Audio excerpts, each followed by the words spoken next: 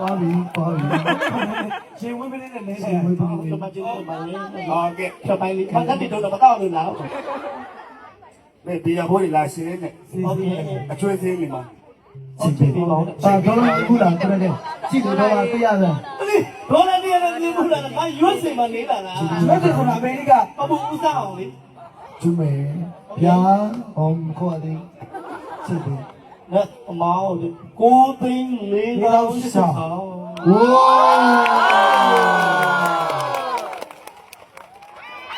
ဗျာ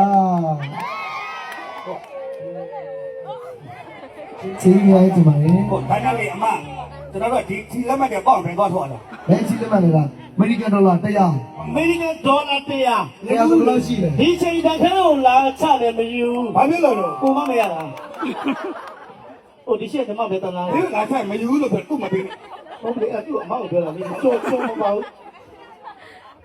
โอเคလူစတော့9ရောက်တော့တသိန်းနဲ့ဒီလိုမျိုးကြပါလေ ချီးပါ ဟုတ်ကဲ့ ဒီတရက်ဆိုင်တော့ဝက်တော့မရှိပါ အဲ့ဒါအဲ့ဒါ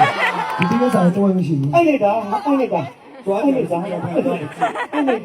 ဒီတရက်ဆိုင်တော့ဝက်မရှိဘူး ဒါပေမဲ့ကျွန်တော်တို့ကပါတယ်ဒါတော့ဒေသလေးတော့ပေးလိုက်ပါစိုက်ဖို့ပေးလိုက်ပါ အဲ့လို ဘာလို့ကိုယ်တို့ပတ်ရှိရတော့နိုင်တယ်လေ ဒါ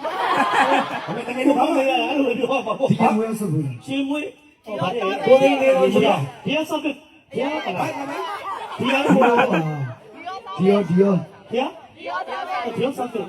ဆောက်ကတော့ဘောနော်အဲ့ ဒီလိုက်ကြပါလေကျွန်တော်တို့စက်ကိုတိက main sponsor ပတ်မိုးပေးတာတော့မြန်မာလူမျိုးတွေရဲ့အသေးသေးရွှေပြည်နယ်မှာဖြစ်ပါတယ် ဟုတ်ကဲ့ ကိုစပွန်ဆာကတော့မိမိစဉ်အောင်ကျော်အားစိခိုင်ပါနဲ့ဘယ်လိုမျိုးပြောလဲ ဘုံမျိုးနဲ့ဒီကတော့ တိတ်ငယ်300မှာဖြစ်ပါတယ်တိတ်ငယ်300စိန်ရွှေကနာဆိုင်မှာဖြစ်ပါတယ် ဟုတ်ကဲ့